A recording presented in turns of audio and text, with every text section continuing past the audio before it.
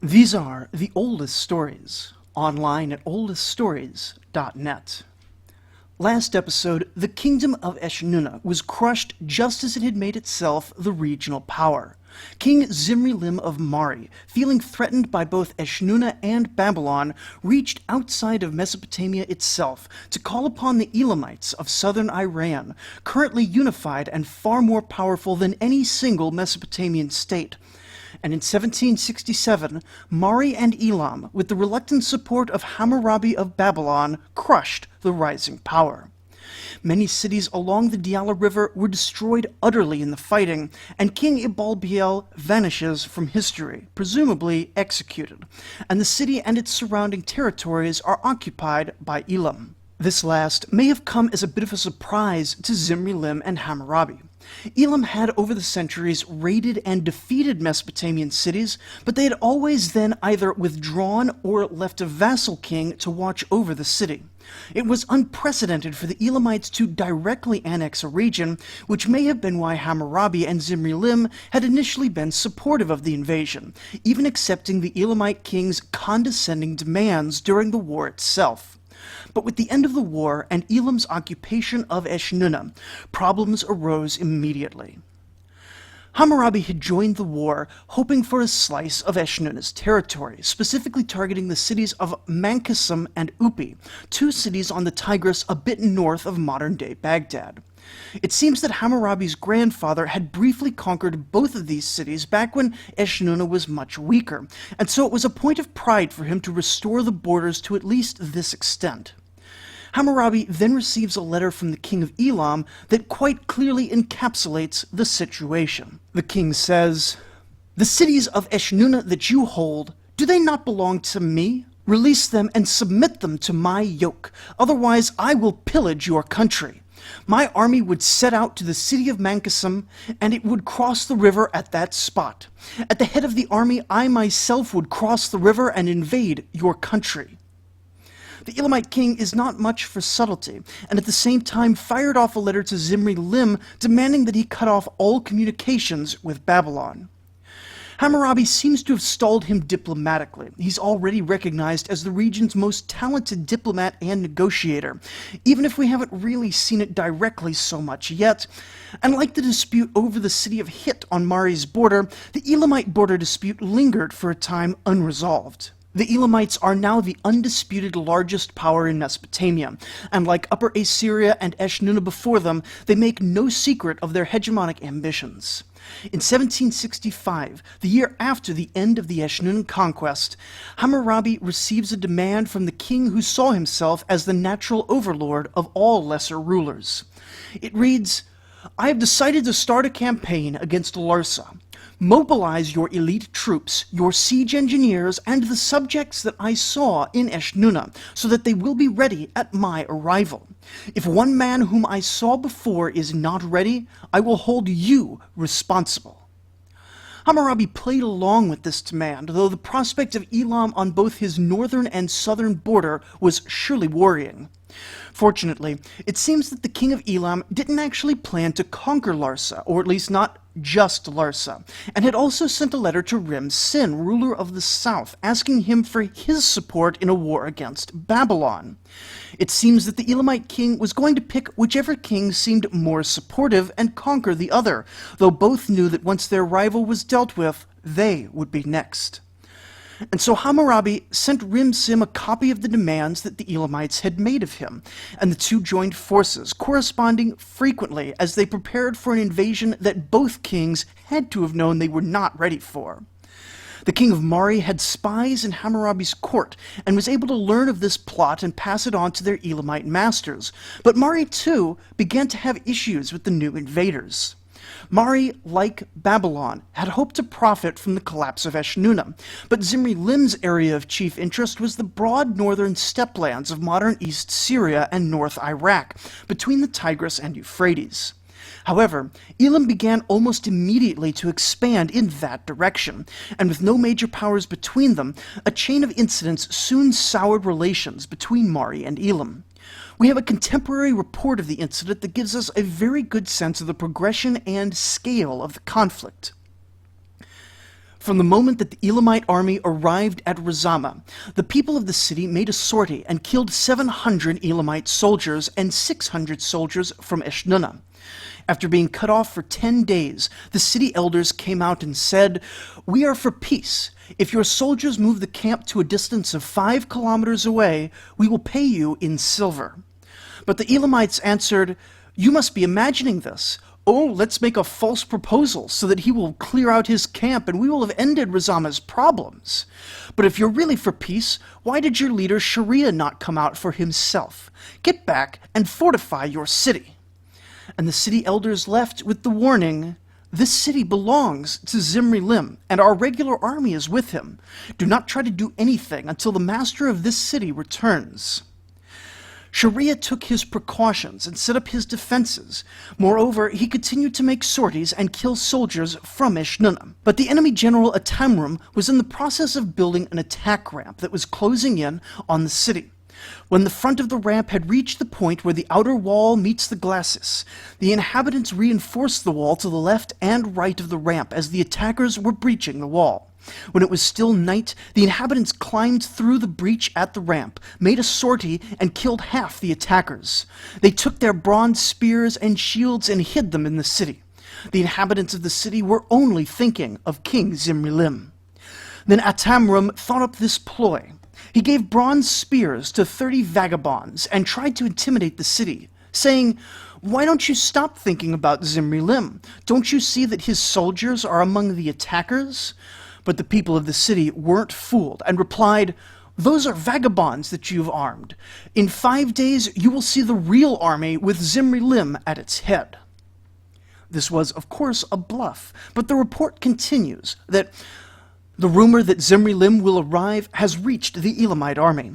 During the first watch, it went on full alert twice.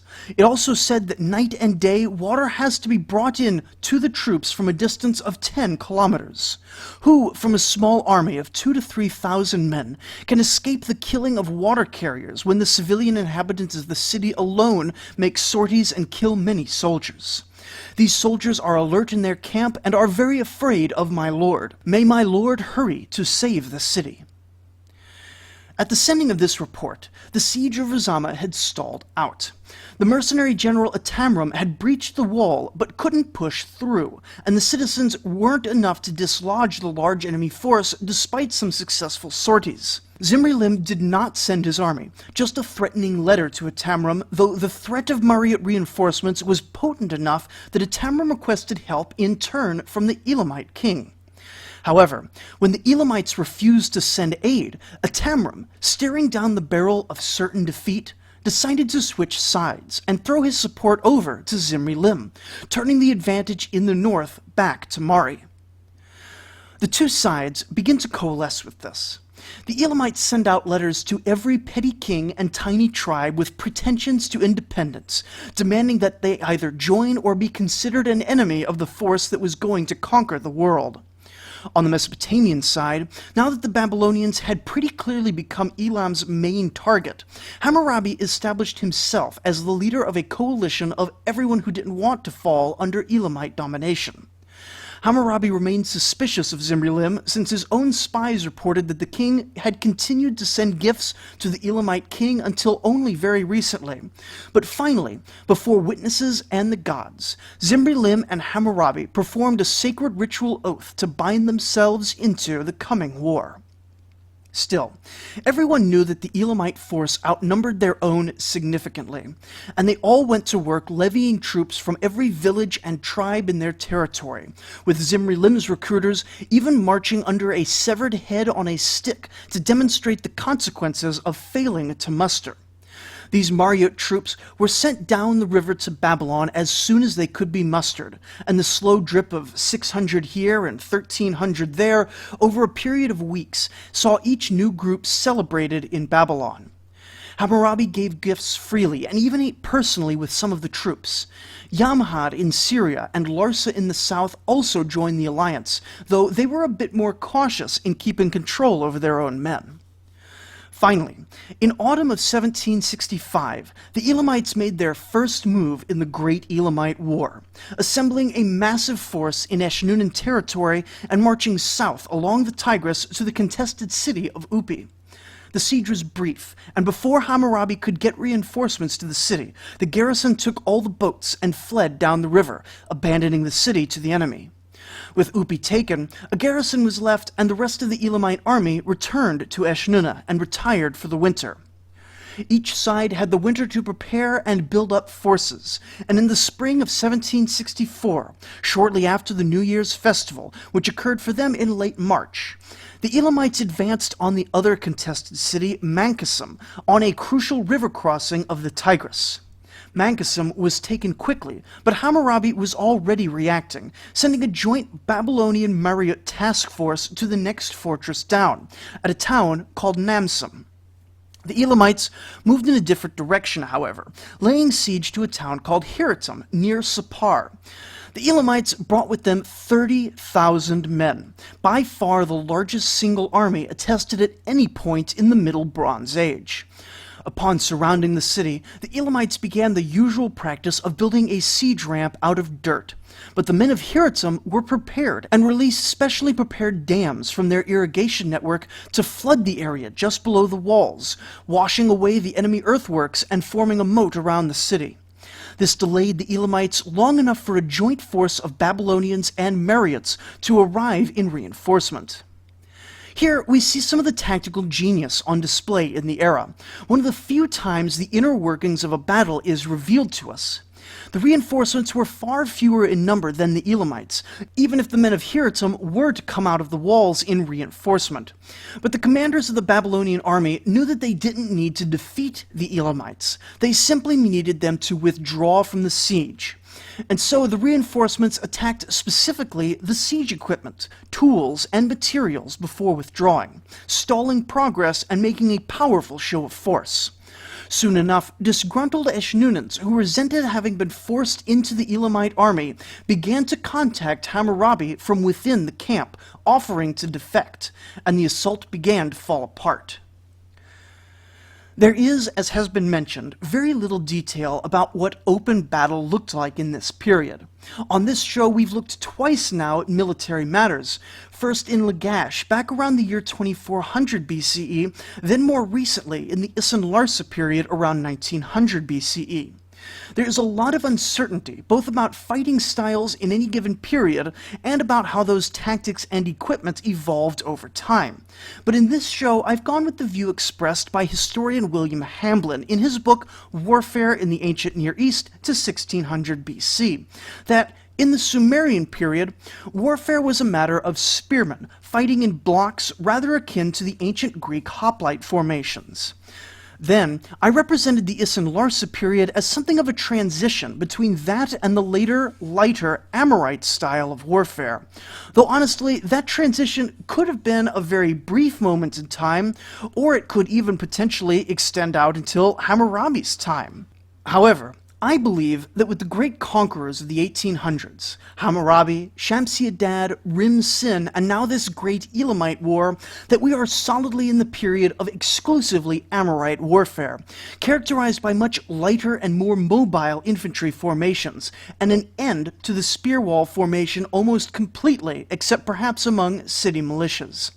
Both mercenary and professional state troops are now equipped and trained in the Amorite way of warfare, and are most likely ethnically Amorite, even in cities that are primarily Akkadian or Sumerian.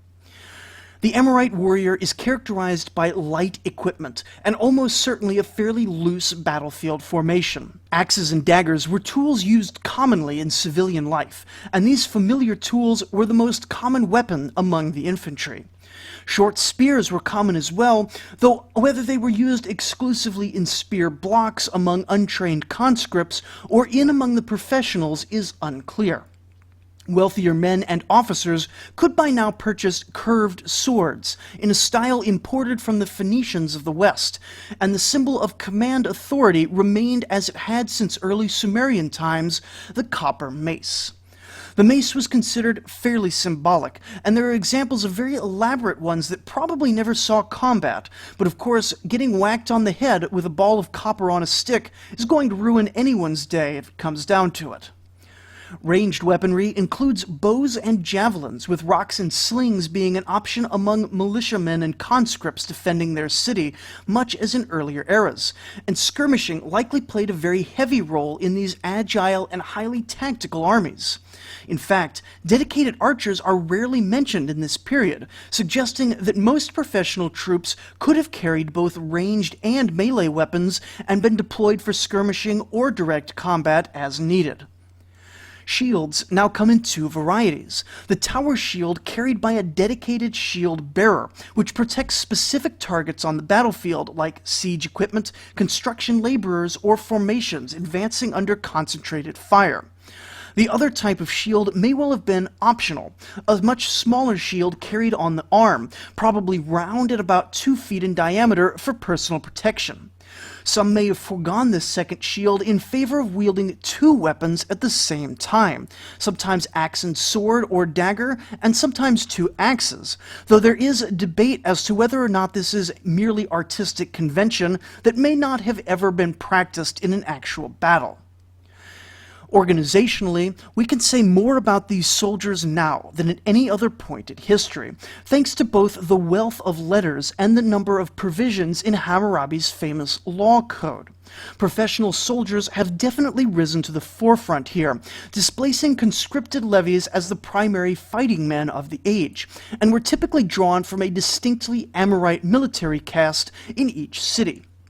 Unlike levies, a professional soldier was not allowed to skip service by hiring a replacement, under penalty of death in Hammurabi's code. The men were paid in 4 ways. First, through allotments of necessary goods, food, clothing, and weapons from government stores. An army could typically carry supplies for about 40 days. Any more than that would need additional shipments for resupply, or more likely would need to resupply through plunder. With an average army speed of about 25 kilometers per day, this puts the effective range of an Amorite army at right about 1,000 miles, which fits pretty well with what we've seen so far, considering that western Syria, right about 1,000 miles away from the Sumerian heartland, is about the furthest that the political world of Mesopotamia reaches. The men were also paid in silver, about 2 grams of silver per month for a regular trooper, increasing as one went up the ranks. Ranks were divided at first in groups of 10s, with the next man up from a regular trooper being a commander of 10, and after that were divided into 60s, which was the primary base of the Mesopotamian counting system. Perhaps the most significant for most soldiers was the grant of land for their families, often taken from conquered territory. This gift of land is highly regulated in Hammurabi's law code, and it seems to have been a major problem that soldiers were cheated out of their allotment in various ways. And the final form of military compensation was through plunder. Goods stolen from conquered towns would be collected and reported, with the king taking a certain percentage as his due, but the issue of officers taking things that had been rightfully plundered by their subordinates was such a major problem that some commanders, dealing with mutinous soldiers, were forced to discipline their greedy officers as though they had committed sacrilege against the gods themselves. The right to take things from conquered towns, it seems, was a sacred right of the individual soldier. When it came time to fight, we know that tactics were generally understood as being crucial parts of warfare, though what sort of tactics were used and how they were studied and transmitted is unknown. The most direct, and in fact only, evidence that we have for this is a letter from Shamsi-Adad to his son, in which he says, "You think up stratagems to beat the enemy, and to maneuver for position against him. But the enemy will likewise try to think up stratagems and to maneuver for position against you, just as 2 wrestlers use tricks against each other." There's nothing else anywhere in the Middle Bronze Age corpus that so much as hints at tactics. But we can see in the few details of battles from this period, like strategically targeting siege equipment to prevent the overwhelming force of the Elamites from being able to storm the walls of Hiratum, that commanders were definitely thinking with at least a certain degree of tactical sophistication. While the Elamites were being stalled out at Hiratum, the remaining allied force, some 2,000 Marites and 3,000 Babylonians under a Mariate general, marched into the relatively undefended territory of Eshnunna, hoping to make some quick gains. However, it seems that a spy from within the camp managed to escape with the Allied marching orders and return to the Elamite cities, so that they were all able to fortify in time. Unable to take any cities by surprise, the Mariate general was forced to return with nothing to show for his efforts but some cattle raids and burnt crops. Elam withdrew from Hiratum, and Babylon withdrew from Eshnunnan territory. The war had stagnated. In the north, the defection of Atamram was followed quickly after by the appearance of 20,000 soldiers in Mari, most of them reinforcements arriving a bit late to the party from Yamhad. These men weren't sent by Yarim-Lim, the king who had built Yamhad up into the greatest kingdom in Syria, and who had been responsible for the defeat of Shamshi-Adad and putting Zimri-Lim on the throne of Mari, for he had passed away at the start of the war. Aleppo is now led by yet another man named Hammurabi, who I will be calling Hammurabi of Yamhad for clarity.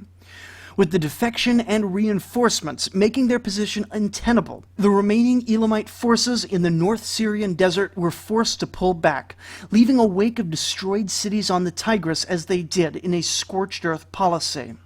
Pausing at pretty much the only solid Elamite gains of the war, the city of Mankesum, the king of Elam secured his borders, deciding that what he had taken was fairly secure from his many enemies, and looked now to the last tiny state in the region for expansion. With the collapse of Eshnunna 2 years prior, the city of Ashur had been far enough away to avoid falling directly back into Elamite hegemony, and so Ishmi-Dagan, the diligent son of Shamshi-Adad who had been taking refuge in Babylon rather like his father had in similar circumstances, returned to the now unoccupied city of Ekallatum and rebuilt a tiny Assyrian kingdom, no doubt hoping to repeat his father's remarkable comeback story. To the king of Elam, however, tiny Assyria looked like nothing more than a juicy and wealthy snack. Though Ishmi-Dagan was allied to Babylon, and by extension the entire coalition arrayed against Elam at the moment, it was on the wrong side of Eshnunnan territory to receive easy reinforcement. Assyria would have been doomed if this war had only been fought with soldiers and spears. But just as the Elamite army was getting ready for the next campaign, Hammurabi proved that his pen was mightier than any Elamite sword, or at least his reed stylus was, and his network of spies and covert communications among the discontented Eshnunnans rose the entire conquered country to rebellion against the foreign rulers who were plundering their cities, taxing their wealth, and now beginning a scorched earth campaign in Eshnunnan cities to prevent them from being recaptured by the Babylonian alliance. The Elamites were attacked in their own camps by these former Eshnunnan allies, and citizens in occupied territories attacked garrisons in towns. With this mass uprising, the king of Elam could do nothing but retreat, and soon sent a letter begging for peace to Hammurabi. This letter was apparently quite short, and simply announced that a state of peace existed, without asking or demanding any terms. Hammurabi's reply was a bit more triumphant, including the line, "Why did you not listen to what I told you? The people of Eshnunna will not fail to live up to their reputation as rebels. On the other hand, here in Babylon you will find loyalty. This is what I told you." With this gloating "I told you so," Hammurabi generously allowed all Elamite envoys and certain prisoners to leave Babylon and even returned their confiscated property. He failed to ingratiate himself with his defeated foe, however, and the Elamite king was already offering alliances to any Mesopotamian king who wished to join him in a renewed war against Hammurabi. This came to nothing, however, since in the next year he would fall terribly ill, so ill that the Mesopotamian kings would in fact receive news of his death, and though he would in fact survive for a time afterwards, Elam was finished as a major player in the Mesopotamian game. In Eshnunna, the departure of the Elamites left them in an odd situation. The city no longer had a ruling dynasty, with the previous king having been killed during the invasion. It's often forgotten, but it seems that nearly every Sumerian and Akkadian city had some sort of public body of citizens, sort of like a council or congress that would be convened when the general citizenry had concerns to voice, or when the king had communications directly towards the citizens. The council in Ashur was particularly powerful, but in general these seem to have had little impact on history in normal times. In the absence of a king, the Eshnunnan Citizens' Congress convened to decide what to do. A vocal minority favored offering the throne to Hammurabi as thanks for winning the war, but ultimately it was decided that a certain citizen of Eshnunna, a man named Sili Sin, should found a new native dynasty. In Babylon, Hammurabi celebrated, naming the year that we would call 1764 as the year in which, with the help of the great gods, Hammurabi had defeated the armies of Elam from as far as Marhashi, of Subartu, Gutium, Eshnunna, and Malgium, which had arisen against him as a great mass, and he established the foundations of Sumer and Akkad.